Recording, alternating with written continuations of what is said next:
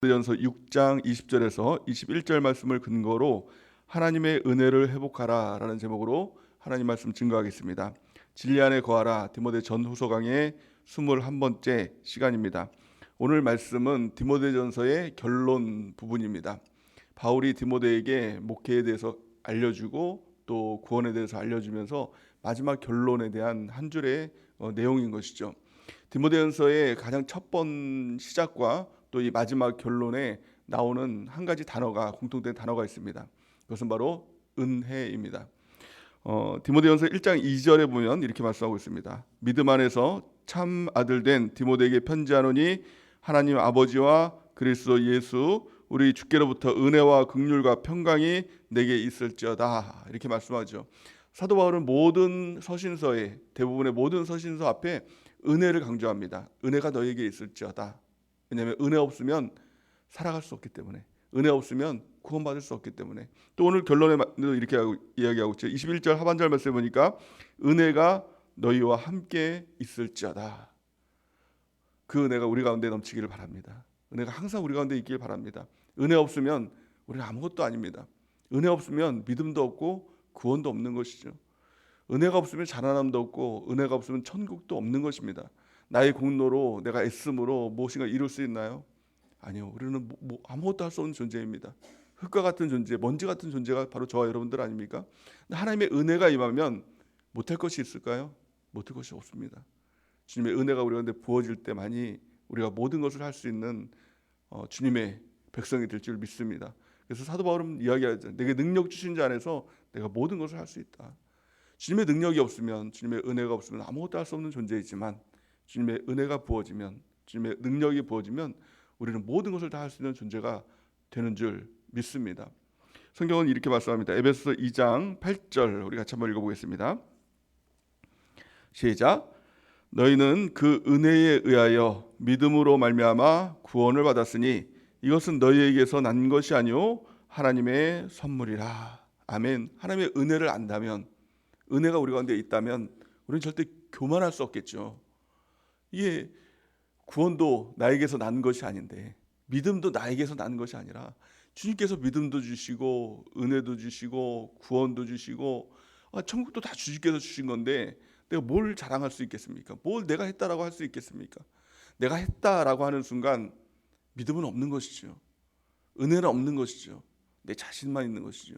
그래서 우리의 믿음을 방해하고 은혜를 방해하는 가장 큰 요소가 자아 아닙니까? 예수님께서는 누구든지 나를 따라오려거든 자기 자신을 부인하고 이렇게 말씀합니다. 내가 했다라는 것, 내 자신, 내가 드러나고 싶은 이 욕심들, 또 교만들, 이거 다 부인해야 된다는 겁니다. 그리고 주님을 따라가기 위해선 자기 십자가를 지고 끝까지 주님 따라가면 주님이 다 변화시켜 주신다. 이거 아닙니까? 십자가라는 것은 죽음입니다. 죽기까지 따라가라는 거예요. 가다가 나는 아닌가 보다, 여기까지인가 보다, 이거는 십자가가 아니죠. 십자가는 그냥 죽는 순간까지 죽든지 살든지 주님께 맡기면서 우리가 주님을 따라가는 귀한 은혜가 있기를 예수님의 이름으로 간절히 축원해 드립니다. 그런데 문제는 뭐예요? 은혜를 잃어버리는 경우가 있다는 겁니다. 은혜 잃어버리면 다 세상 말로 말짱 도루묵입니다. 공든탑 다 무너집니다. 은혜를 붙들어야 됩니다. 은혜 안에 거해야 된다는 것이죠. 은혜는 믿음으로 말미암아 옵니다. 내가 주인이 아니라 예수님이 나의 주인이십니다. 이 고백으로 우리가 구원을 받았잖아요. 거듭남이 무엇입니까? 내가 주인이 아니라 이젠 예수님이 주인입니다. 예수님 내 마음에 오셔야 됩니다. 주님을 내 안에 모시는 순간 우리가 거듭난 것입니다. 나는 죽고 내 안에 예수님이 살아나는 것이죠. 이게 거듭남이죠. 이게 영혼이 살아나는 것입니다. 영혼은 내 자신이 아닙니다. 나는 죽었습니다. 나와 함께 하신 주님이 내 안에 계시는 것이죠. 이게 거듭남입니다. 이게 믿음이죠. 예수님이 나의 구세주이십니다. 예수님이 나의 주인이십니다. 라고 고백하며 나가는 이 거듭남의 순간이 바로 천국길로 가는 그 시작이 되는 것입니다. 근데 문제는 은혜를 잃어버리면 믿음을 잃어버리는 것이죠. 믿음을 잃어버리면 은혜를 잃어버리는 것이죠. 믿음을 잃는 경우가 있습니까? 없습니까? 있다라는 겁니다. 오늘 본 말씀 보니까 뭐라고 말씀하고 있죠? 21절 보니까 이것을 따르는 사람이 있어 믿음에서 벗어났느니라, 이렇게 말씀합니다. 믿음에서 벗어나는 경우가 있다는 겁니다. 믿음으로 구원을 받았는데, 믿음으로 거듭났는데 그 믿음에서 탈선하는 경우가 있다라는 겁니다. 여기서 우리가 알 것은 무엇입니까? 한 번 믿으면 영원한 천국, 이렇게 잘못된 교리 가운데서 벗어나야 된다는 겁니다. 한 번 믿으면 영원한 천국인가요? 한 번 거듭나면 다이렉트로 나는 어차피 천국인가요? 아니, 이렇게 믿으니까 믿음을 다 잃어버리는 것이죠. 한 번 믿으면 영원한 천국, 이렇게 성경은 말한 적이 없습니다. 근데 사람들은요, 내가 거듭났으니까, 내가 침례받았으니까, 내가 예수님을 구주로 영접했으니까 나는 어차피 천국이야, 주님께서 나를 견인하실 거야, 이렇게 말씀합니다. 이 견인론은 너무 이 잘못되게 사람들이 사용하고 있는 것이죠. 견인론의 핵심은, 칼빈이 견인론을 구원받으면 어차피 주님께서 이끌어 가신다, 이게 아닌 것이죠. 천국으로 이끌어 가신다는 것이 구원이 뭡니까? 견인론이 아니라 하나님이 나를 바꿔 주시도록 믿음 갖고 믿음으로 행할 수 있도록 자꾸 인도해 주신다. 나를 견인해 가신다. 근데 내 스스로 탈선하면 그 견인은 없는 것 아닙니까? 믿음에서 벗어나는 경우가 있습니다. 그러기에 우리가 정말 주의하고 신앙생활 해야 됩니다. 만약에 믿음으로 어차피 천국, 구원받았으면 천국, 이게 맞는 원리라면 사도 바울이 왜 나는 두렵고 떨림으로 나의 구원을 이루어간다, 너희도 두렵고 떨림으로 구원을 이루어가야 된다라고 말할 이유가 없는 것이죠. 우리는 정말 두렵고 떨림으로 구원을 이루어가야 하는 것입니다. 믿음에서 벗어나면 안 됩니다. 그러면 은혜를 잃어버립니다. 그러면 천국도 잃어버립니다. 주님이 나와 함께하지 않는 것입니다. 우리 안에 믿음 지키는 귀한 은혜가 있기 바랍니다. 근데 믿음을 그러면 왜 상실하게 될까요? 오늘 본 말씀을 통해서 세 가지로 말씀하고 있습니다. 믿음에서 벗어난 사람의 세 가지 특징이 있다는 것이죠. 가장 첫 번째는 망령되고 헛된 말을 버리라, 이렇게 얘기하고 있습니다. 두 번째는 거짓된 지식의 반론을 피하라. 또 세 번째는 내게 부탁한 것, 이것이 무엇입니까? 복음을 적극적으로 지켜라. 이 세 가지를 지킬 때 믿음을 지키게 되는 것이고, 은혜 안에 거하는, 그래서 그 은혜 가운데 영원한 천국으로 주님께서 우리를 인도해 주시는 귀한 축복이 있게 될 줄 믿습니다. 가장 첫 번째, 믿음을 잃어버리는 이유, 믿음에서 벗어나는 이유가 말이라는 겁니다. 망령되고 헛된 말을 버려라 라고 성경은 말씀하고 있는 것이죠. 말은요 굉장히 중요합니다. 사람들은 말을 그냥 아무것도 아닌 것으로 생각을 합니다. 그래서 무슨 말을 하고 나서 이제 누군가 이야기를 하면, 아니 내 입 가지고 내가 말도 못해, 이렇게 얘기를 하죠. 그리고 말하면 그냥 말이 다 없어지는 줄 압니다. 그러나 그렇지 않습니다. 하나님 참 무서운 말씀을 하시는데요, 이렇게 말씀합니다. 민수기 14장 28절 우리 같이 한번 읽어보겠습니다. 시작. 그들에게 이르기를 여호와의 말씀에 내 삶을 두고 맹세하노라. 너희 말이 내 귀에 들린 대로 내가 너희에게 행하리니. 아멘. 하나님이 뭐라고 말씀합니까? 내 삶을 두고 맹세한다. 하나님이 맹세하는 겁니다. 아주 그냥 어미한 말씀이죠. 뭘 맹세하십니까? 너희 말이 내 귀에 들린 대로 너에게 행하겠다. 참 이게 무서운 말씀인 것이죠. 우리가 정말 못 살겠다, 죽겠다, 이런 말 하잖아요. 근데 하나님 말씀이 그대로 시행이 된다면 정말 못 사는 거예요. 왜요? 우리 입술 때문에, 말 때문에 못 사는 겁니다. 죽는 겁니다. 왜 죽는 거죠? 죽겠다고 하니까 죽는 것입니다. 그래서 말은요, 그냥 나의 감정으로 말하면 안 되는 것입니다. 말은 감정이 아니라 소원을 말해야 돼요. 힘들어도 죽겠다가 아니라 하나님께 소망을 두고 살 수 있다, 주님께서 나를 도와주신다, 이렇게 말을 자꾸 바꿔야 되겠죠. 그럼 정말 주님께서 나를 도와주시고 죽는 환경에서 사는 환경으로 입술을 통해서 바꿔주시는 그 은혜가 있게 될 줄 믿습니다. 또한 말은 과거가 아니라 미래가 되어야 된다는 것입니다. 내 과거에 이렇게 살고 저렇게 살고, 이것은 소용이 없는 것입니다. 나의 미래를 말하고 비전을 말하고 하나님께서 하나님의 약속을, 언약을 우리가 말하는 것입니다. 하나님께서 우리 가운데 약속을 주셨잖아요. 올해 하나님께서 우리 가운데 큰 일을 행하시겠다라고 약속하고 있잖아요. 근데 어려운 일이 있을 때, 힘든 일이 있을 때, 아이고 힘들다, 이러다 망하겠다, 이런 얘기하지 말고, 하나님께서 약속하셨는데, 큰 일을 행하시겠다고 약속하셨는데 우리가 그것을 바라보고 기대하자라고 하면서 이야기하다 보면 그 사람도 세워지고 나도 세워지는 하나님의 역사가 우리의 입술을 통해서 이루어지게 되는 것입니다. 우리의 성화의 과정을 통해서 우리는 구원을 받습니다. 성화는 우리를 바꿔가는 것이죠. 예수 그리스도 장성한 물약까지 우리를 바꿔가는 것이 성화의 과정입니다. 날마다의 과정이 성화의 과정이고, 성화의 과정은 목적이 있습니다. 목적은 완전케 되고 온전케 되는 게 목적이죠. 그렇다면 성화가 무엇입니까? 무엇이 바뀌는 것이 성화일까요? 우리의 말이 바뀌는 것이 성화다라고 성경은 말씀합니다. 성경 야고보서 3장 2절에서 5절 말씀 같이 한번 읽어보겠습니다. 시작. 우리가 다 실수가 많으니 만일 말에 실수가 없는 자라면 곧 온전한 사람이라 능히 온몸도 굴레 씌우리라. 우리가 말들의 입에 재갈 물리는 것은 우리에게 순종하게 하려고 그 온몸을 제어하는 것이라. 또 배를 보라. 그렇게 크고 강풍에 밀려가는 것들을 지극히 작은 키로서 사공의 뜻대로 운행하나니 이와 같이 혀도 작은 지체로 돼 큰 것을 자랑하도다. 보라, 얼마나 작은 불이 얼마나 많은 나무를 태우는가. 아멘. 말에 실수가 없는 자라면 온전한 사람이다 이렇게 말씀하고 있죠. 사람들은 내가 말해놓고 내가 말에 실수했어요 이렇게 얘기하지만 사실 실수가 아니라 그 마음이라는 것이죠. 말에 실수가 없이 온전하게 말하는 사람, 이것을 우리가 훈련받고 교회 안에서 훈련받아야 될 줄을 믿습니다. 3절 말씀 보니까 말이죠. 이 호스, 말 달리는 말을 제어하기 위해서는 그 입을 재갈을 물리죠. 재갈을 물려서 움직이죠. 이와 마찬가지로 이 작은 하나를 통해서 그 몸이 제어가 되는 것입니다. 우리의 인생도 마찬가지고 우리의 몸도 마찬가지로 우리의 몸을 제어하는 것은 말이에요. 그 말이 나를 바꾸고 말이 나를 인도한다는 겁니다. 그게 힘들다 어렵다 그러면 그 삶으로 우리를 인도하는 것이고, 또 하나님께 소망을 두면 그 소망으로 우리의 입술이 우리의 삶을 인도해 가신다는 겁니다. 또 비유를 통해서 이야기하고 있는 것이 큰 배에 대해서 이제 비유를 합니다. 아무리 큰 배, 뭐 몇 톤, 몇천 톤 되는 큰 배가 있을지라도 그 배를 움직이는 것이 무엇입니까? 작은 키 하나예요. 키 하나를 통해서 그 배가 동으로 가고 서로 가고 유럽으로 가고 아시아로 가고 가는 것 아닙니까? 작은 키 하나로 배의 방향이 결정되는 것처럼 우리 인생이 아무리 크다고 아무리 거대하다고 할지라도 그것을 움직이는 것은 아주 작은 키 하나로 움직여야 된다.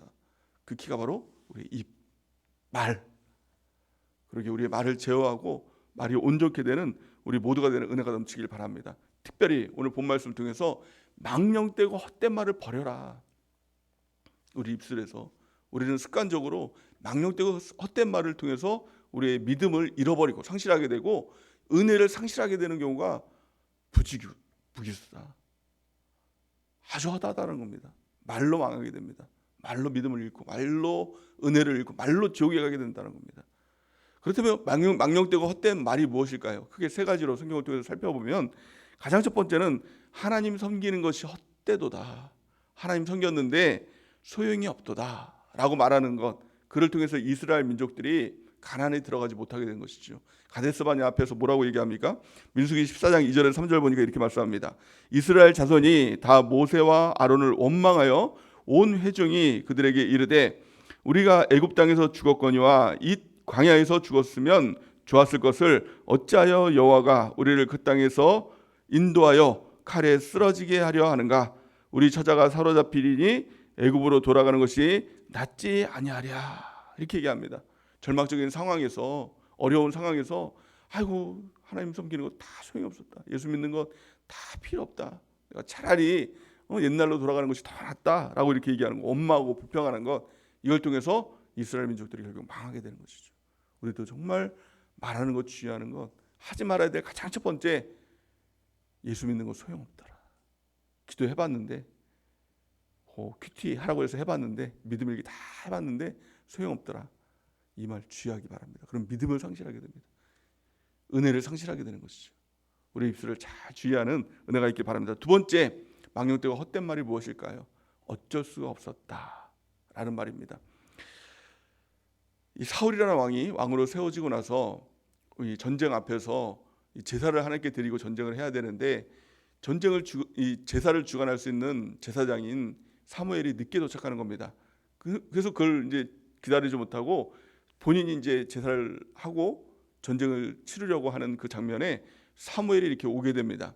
근데 그 장면들을 성경은 말씀하고 있는데 사무엘상 13장 11절에서 13절 보니까 이렇게 말씀합니다. 사무엘이 이르되 왕이 행하신 것이 무엇이냐, 이렇게 사무엘이 왕에 대해서, 왕이 제사 지내는 것에 대해서 책망을 하죠. 그러니까 사울이 이르되 백성은 내게서 흩어지고 당신은 정한 날에 오지 아니하고 블레셋 사람은 mik바스에 모였음을 내가 보았으므로 이에 내가 이르기를 블레셋 사람들이 나를 치러 길갈로 내려오겠거늘 내가 여호와께 은혜를 간구하지 못하였다 하고 부득이하여 번제를 드렸나이다 하니라. 이렇게 얘기하죠. 그가 해서는 안 될 일을 했습니다. 제사장만이 할 수 있는 제사를 한 것이죠. 그것에 대해서 지적을 하고 잘못했습니다 왕 이렇게 얘기하면은 어떻게 됩니까? 내가 잘못했습니다. 하지 못할 일을 했습니다 라고 해야 회개할 기회를 얻는 것인데, 이 사울은 내가 부득이해서 어쩔 수가 없었습니다 이렇게 얘기하는 것입니다. 우리가 잘못을 할 수 있습니다. 그럴 때 하나님의 말씀이 우리를 가르쳐 주시죠. 또 누군가를 통해서 책망받게 하시죠. 그럼 어떻게 됩니까? 내가 잘못했습니다. 이거 한마디면 되거든요. 이거 한마디면 회개가 되는 것이잖아요. 근데 내가 어쩔 수 없었습니다. 부득이했습니다. 내 상황이 이랬습니다. 뭐 그 사람 때문에 그랬습니다. 이러면 이게 망령되고 헛된 말이 된다는 겁니다. 결국 어떻게 됩니까? 13절 말씀 보니까 사무엘이 사울에게 이르되 왕이 망령되이 행하였도다. 왕의 하나님 여호와께서 왕에게 내리신 명령을 지키지 아니하였도다. 그리하였더라면 여호와께서 이스라엘 위에 왕의 나라를 영원히 세우셨 것이거늘. 이렇게 얘기하죠. 망령되게 행하는 것, 망령되게 말하는 것, 내가 어쩔 수 없습니다. 회개하지 않는 이 모든 말이 망령된 말이고 헛된 말인 것입니다. 우리의 입술에 회개의 입술이 있기를 원합니다. 자, 세 번째, 망령되고 헛된 말이 무엇입니까? 우리 안에 더러운 말 하는 것들, 이것이 망령되고 헛된 말이라고 성경은 말씀합니다. 에베소서 4장 29절 우리가 같이 한번 읽어보겠습니다. 시작. 무릇 더러운 말은 너희 입 밖에도 내지 말고 오직 덕을 세우는 대로 소용되는 대로 선한 말을 하여 듣는 자에게 은혜를 끼치게 하라. 아멘. 우리 안에 있는 더러운 말들, 욕, 또 뭐 거짓말, 또 이 약한 말들 있지 않습니까? 이 말들을 다 제거하고 은혜를 끼치는 말, 감사하는 말, 우리 입술에 충만하기를 원합니다. 그래서 우리 주님께서 원하시는 말은 두 가지입니다. 하나는 회개, 감사. 주님의 은혜 안에 거하는 사람은요 두 가지밖에 없어요. 감사하고 회개하고. 우리 기도도 마찬가지죠. 뭐 여러 가지 뭐 할 거 있습니까? 하나님께 회개하고 감사하고. 그 안에 있을 때 우리의 믿음을 회복하고 또 은혜를 회복하는 귀한 은혜가 있게 될 줄 믿습니다.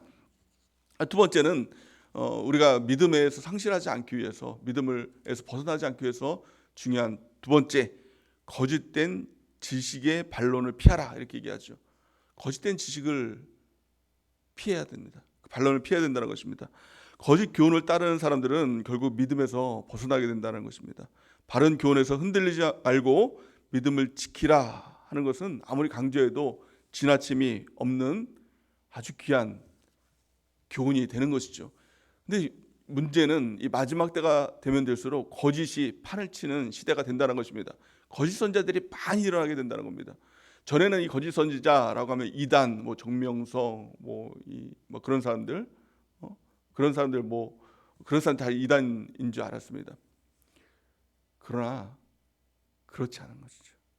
지금 이 시대에도 어떻게 보면 기존 교회라고 해도 거짓 선지자들이 있는 것이죠.